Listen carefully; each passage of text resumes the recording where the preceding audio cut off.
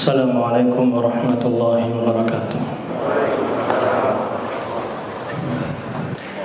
Innal hamdalillah nahmaduhu wa nasta'inuhu wa nastaghfiruh wa na'udzu billahi min shururi anfusina wa min sayyiati a'malina. Man yahdihillahu fala mudilla lahu wa man yudlil fala hadiya lahu. Asyhadu an la ilaha illallah wahdahu la syarika lahu wa asyhadu anna Muhammadan 'abduhu wa rasuluh. Ya ayyuhalladzina amanu taqullaha haqqa tuqatih wa la tamutunna illa wa antum muslimun.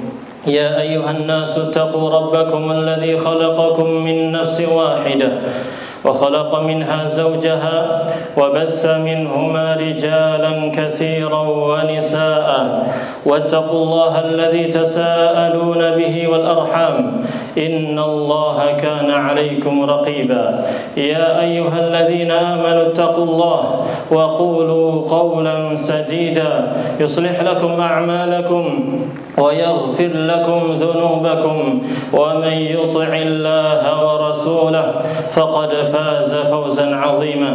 أما بعد فإن أصدق الحديث كتاب الله وخير الهدي هدي محمد صلى الله عليه وسلم وشر الأمور محدثاتها وكل محدثة بدعة وكل بدعة ضلالة وكل ضلالة في النار. معاشر المسلمين rahimani wa rahimakumullah. Marilah kita senantiasa meningkatkan ketakwaan kita kepada Allah Subhanahu wa ta'ala dan senantiasa bersyukur terhadap nikmat-nikmat yang sangat banyak yang senantiasa diberikan oleh Allah Subhanahu wa ta'ala. Wa in ta'uddu ni'matallahi la tuhsuha. Dan jika kalian menghitung-hitung nikmat Allah, maka kalian tidak akan bisa menghitungnya. Saking banyaknya nikmat, maka hendaknya kita bersyukur kepada Allah Subhanahu wa ta'ala dengan meningkatkan ketakwaan kita kepadanya, meningkatkan ketaatan kita kepada Allah dan Rasulnya sallallahu alaihi wasallam. Di antara nikmat yang Allah Subhanahu wa ta'ala berikan kepada kita adalah nikmat memiliki anak. Mempunyai anak merupakan karunia yang sangat besar, manfaatnya sangat besar, lebih daripada kita mendapatkan uang. Lebih besar daripada mendapatkan uang. Kalau kita mendapatkan uang 100 juta, 200 juta, itu akan habis. Sebulan, 2 bulan akan habis untuk keperluan kita. Namun anak ini akan selamanya bermanfaat bagi kita. Manfaatnya lebih banyak daripada memiliki harta. Anak bisa bermanfaat bagi kita dan bisa menjadi manfaat bagi kita di kehidupan dunia ini. Bahkan ketika kita meninggal dunia, anak masih bermanfaat bagi kita. Maka karunia yang besar ini Allah Subhanahu wa ta'ala sebutkan dalam firman-Nya surat Asy-Syura ayat 49 dan ayat 50. Allah Subhanahu wa ta'ala berfirman, lillahi mulkus samawati wal ard yakhluqu ma yasha' yahabu liman yasha'u inatha wa yahabu liman yasha'u adh-dhukur aw yuzawwijuhum dhukranan wa inatha wa yaj'alu man yasha'u 'aqima innahu 'alimun qadir. Milik Allah lah kerajaan langit dan bumi. Allah menciptakan apa saja yang Dia kehendaki, dan Allah Subhanahu wa ta'ala memberikan kepada seseorang yang Dia kehendaki anak perempuan, dan Dia juga memberikan anak laki-laki kepada siapa saja yang Dia kehendaki. Atau Allah Subhanahu wa ta'ala juga memberikan kepada seseorang yang Dia kehendaki anak laki-laki dan juga anak perempuan secara berpasang-pasangan.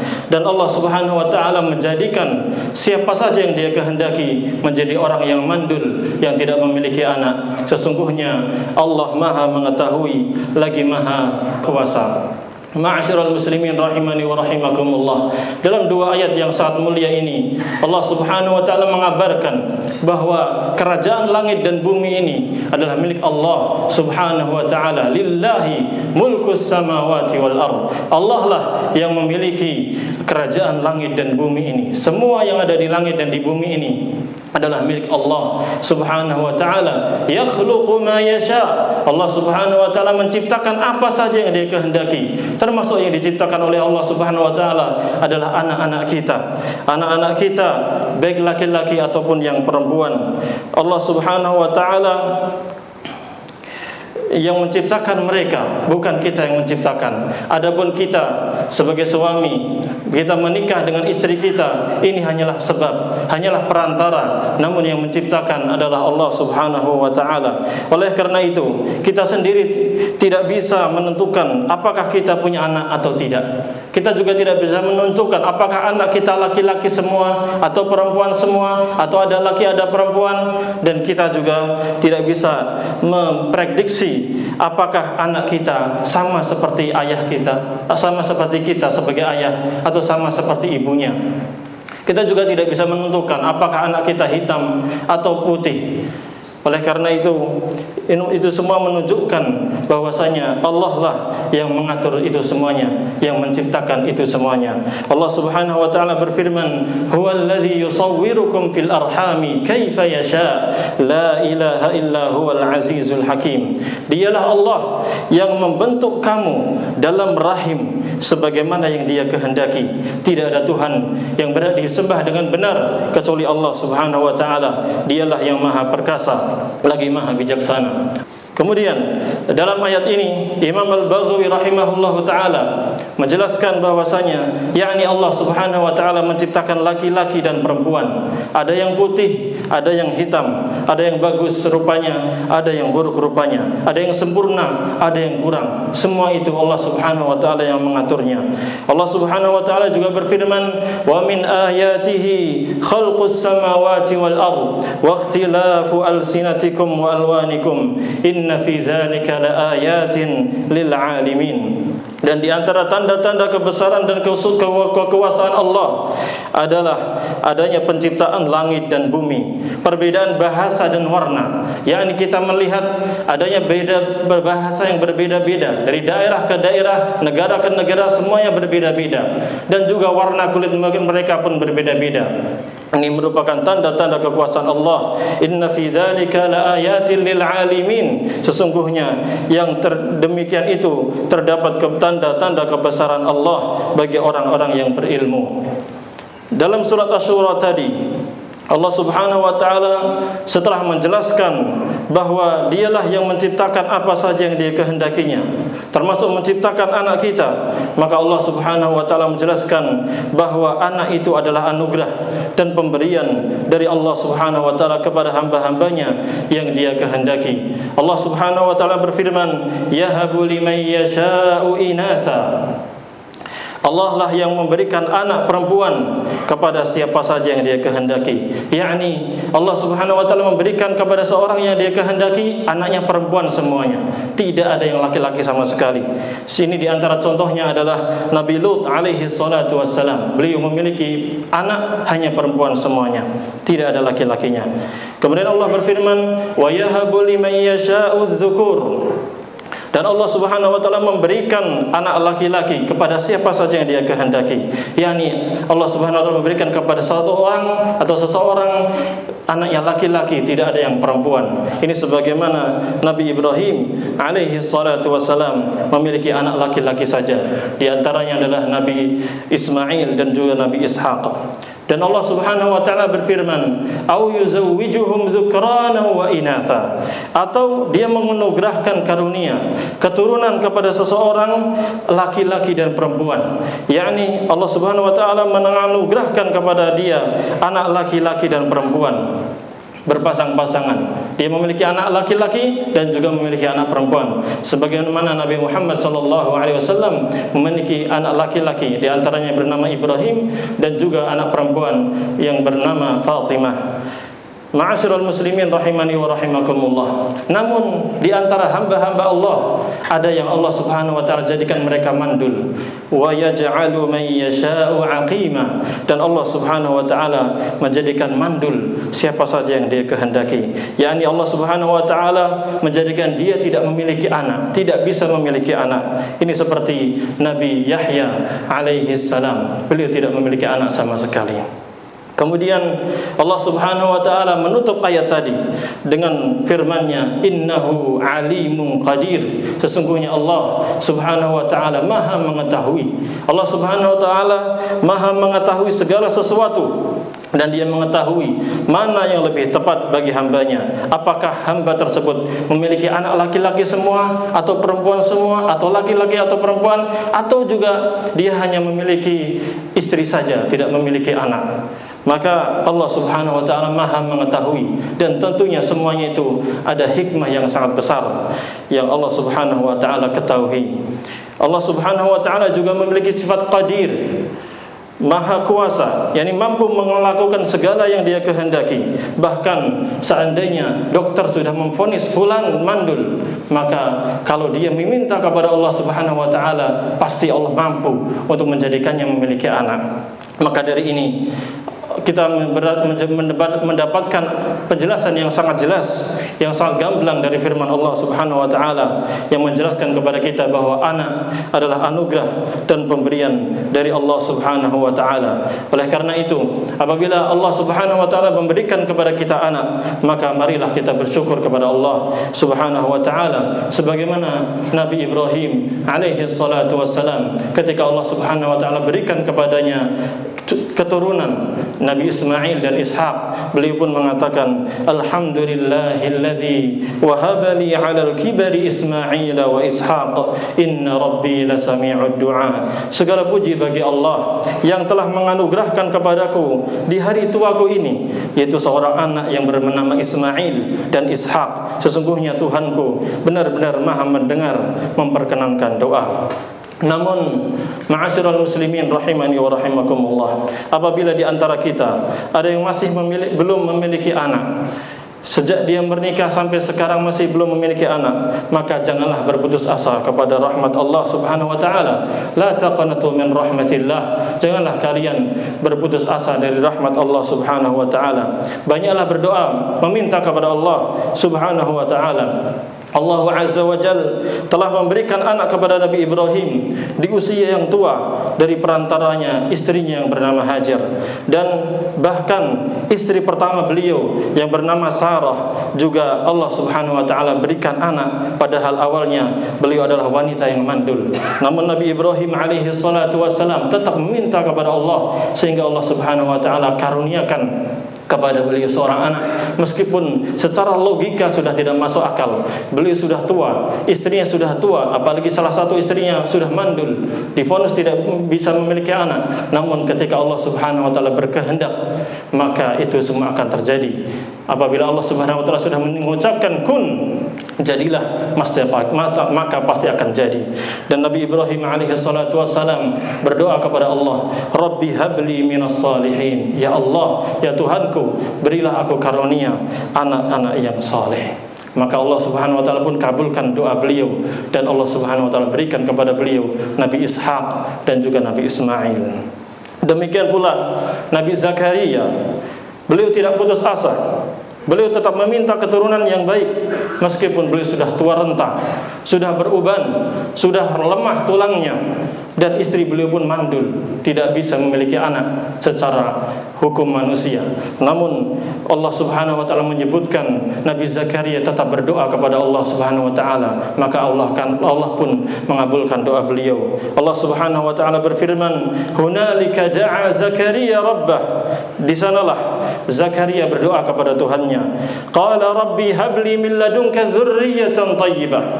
Dia berdoa, ya Tuhanku, karunialah kepadaku, berikanlah kepadaku dari sisimu dzurriyyatan thayyibah, keturunan yang baik. Innaka sami'ud du'a. Sesungguhnya Engkau Maha mendengar doa. Demikianlah para nabi, mereka tulus, ikhlas dan sungguh-sungguh dalam beribadah, dalam berdoa kepada Allah Subhanahu wa taala, yakin seyakin-yakinnya Allah pasti mampu. Allah pasti akan memberikan apa yang kita minta. Innaka sami'ud du'a. Sesungguhnya Engkau ya Allah Maha mendengar doa-doa hambanya. Selain berdoa, cobalah ikhtiar dengan obat-obatan herbal yang alami untuk kesuburan istri kita. Dan masih banyak sekali obat-obatan tersebut. Silahkan berusaha semaksimal mungkin. Semoga Allah Subhanahu wa taala memberikan karunia yang terbaik bagi kita semuanya.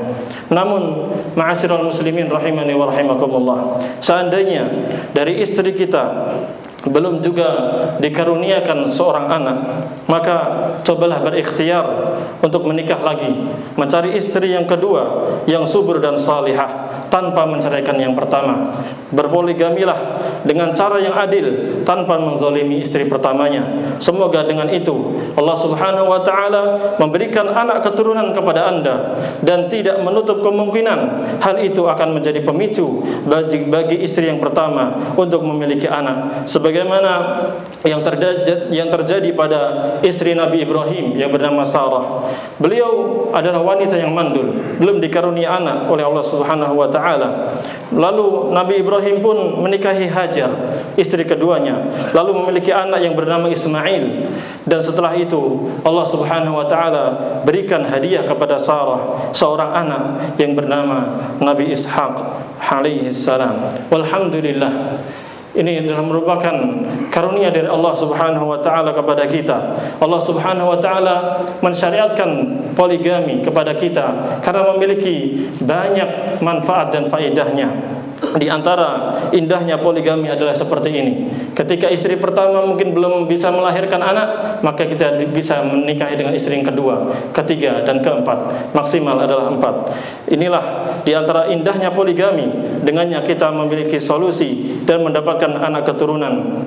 Dengannya kita memperoleh kenikmatan dan kebahagiaan. Allah Subhanahu wa taala berfirman, "Fankihu ma taba lakum minan nisa mathna wa thulatha wa ruba'." Nikahilah perempuan yang lain yang kamu senangi, 2, 3 atau 4. Al-Quran surat An-Nisa ayat 3. Solusi poligami ini lebih baik daripada cerai lalu nikah lagi, cerai nikah lagi, gonta-ganti istri. Dan poligami ini juga lebih terhormat daripada melakukan perselingkuhan, perzinahan yang diharamkan oleh Allah Subhanahu wa taala. Ingatlah, syariat Allah pasti indah. Syariat Allah pasti mendatangkan keberkahan dan kebahagiaan. Barakallahu li wa lakum fil Qur'ani was sunnah wa nafa'ani wa iyyakum bima fihima min al-ayati wal hikmah. Aqulu qawli hadha wa astaghfirullaha li wa lakum wa lisairil muslimina min kulli dhanb fastaghfiruhu innahu huwal ghafurur rahim.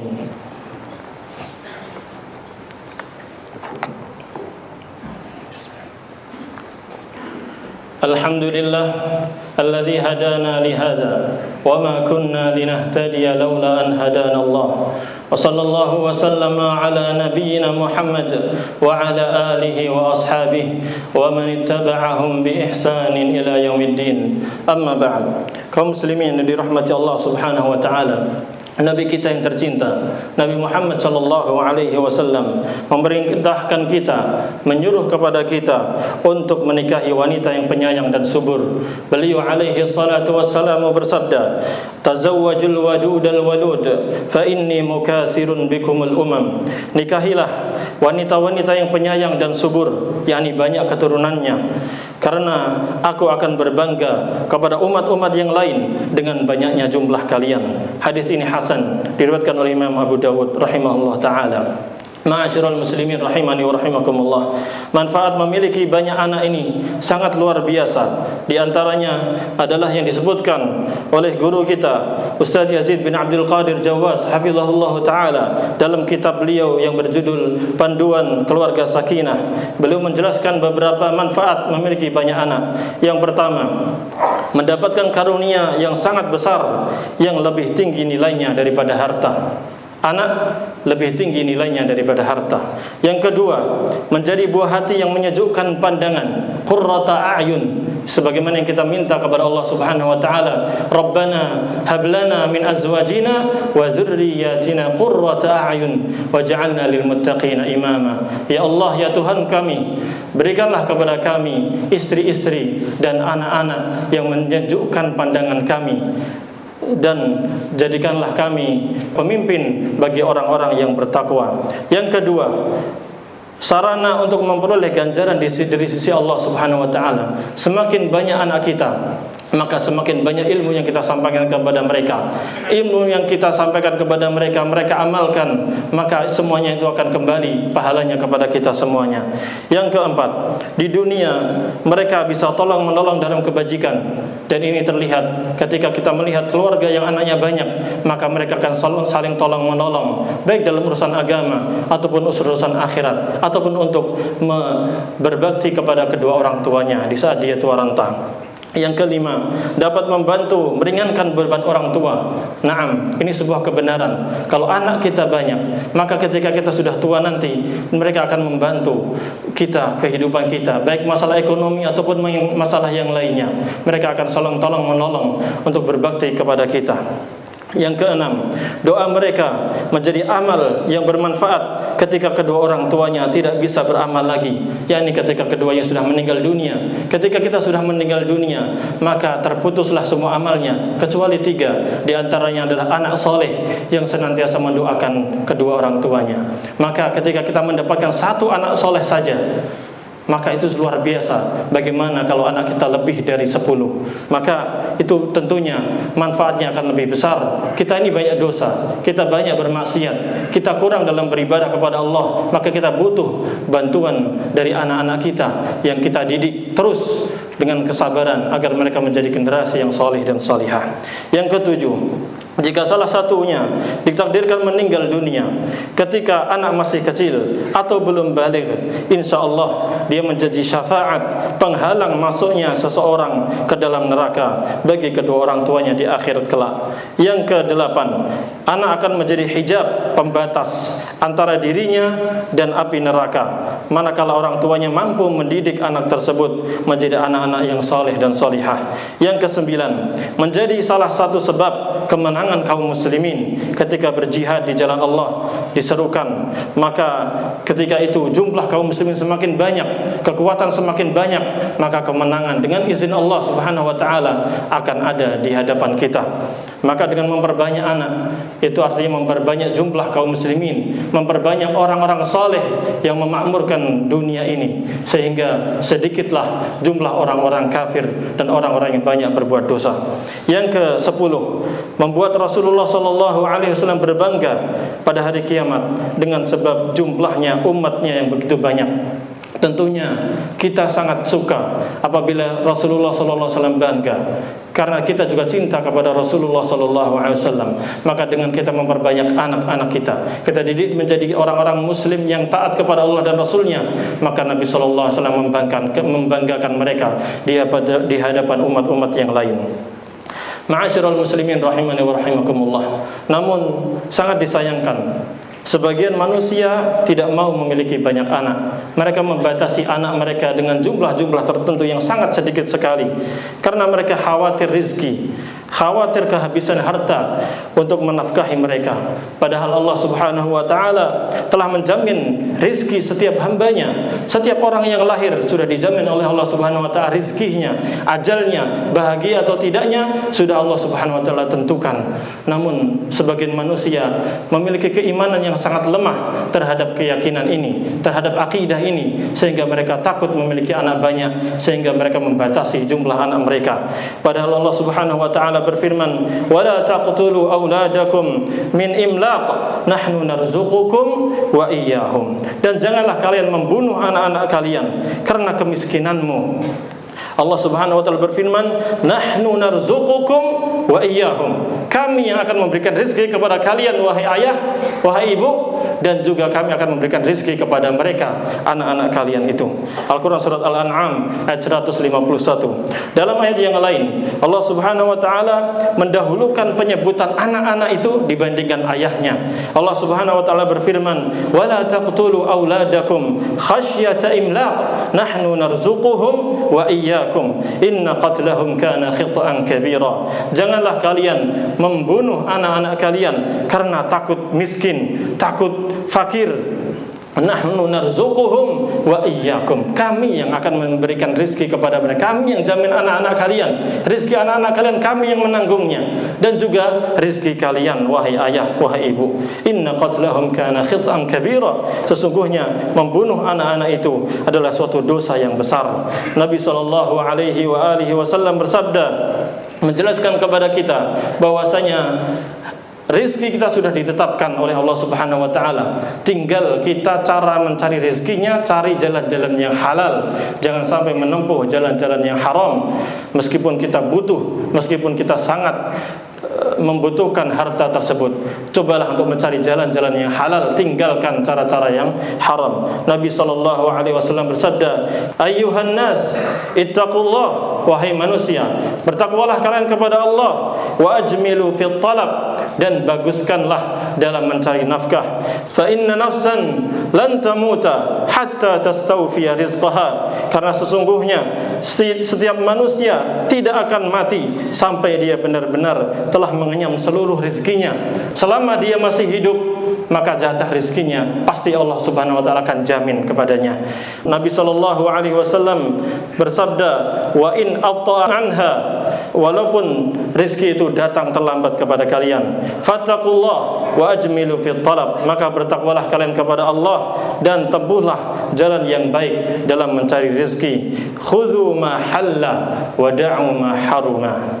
Ambillah, tempuhlah jalan-jalan mencari rizki yang halal dan tinggalkanlah jalan-jalan mencari rizki yang haram. Semoga Allah Subhanahu wa taala memberikan kepada kita anak keturunan yang saleh dan salihah, yang senantiasa taat kepada Allah dan Rasulnya, berbakti kepada kedua orang tuanya, dan bermanfaat bagi agama, bangsa dan negara. Dan marilah kita banyak-banyak bersalawat kepada Nabi kita Muhammad sallallahu alaihi wasallam, sebagaimana yang Allah Subhanahu wa taala firmankan, "Innallaha wa malaikatahu yusalluna 'alan nabi ya ayyuhalladzina amanu sallu 'alaihi wa sallimu taslima." اللهم صل على محمد وعلى آل محمد كما صليت على إبراهيم وعلى آل إبراهيم إنك حميد مجيد، وبارك على محمد وعلى آل محمد كما باركت على إبراهيم وعلى آل إبراهيم إنك حميد مجيد. اللهم اغفر للمؤمنين والمؤمنات والمسلمين والمسلمات الأحياء منهم والأموات إنك سميع قريب مجيب الدعوات يا قاضي الحاجات. اللهم ربنا هب لنا من أزواجنا وذرياتنا قرة أعين واجعلنا للمتقين إماما. ربنا هب لنا من أزواجنا وذرياتنا قرة أعين واجعلنا للمتقين إماما. ربنا هب لنا من أزواجنا وذرياتنا قرة أعين واجعلنا للمتقين إماما. ربنا هب لنا من لدنك ذرية طيبة إنك سميع الدعاء. اللهم يا ربنا من لم يتزوج منا فارزقه زوجة صالحة تعينه على أمور الدنيا والآخرة، ومن يريد التعدد فيسر له في نكاح ما طاب له من النساء مثنى وثلاث ورباع.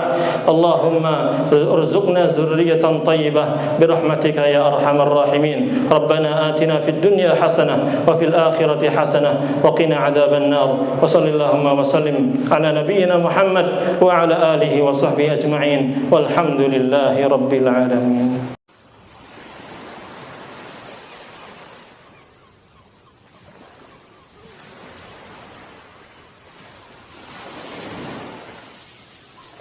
قل هذه سبيلي أدعو إلى الله على بصيرة أنا ومن اتبعني وسبحان الله وما أنا من المشركين.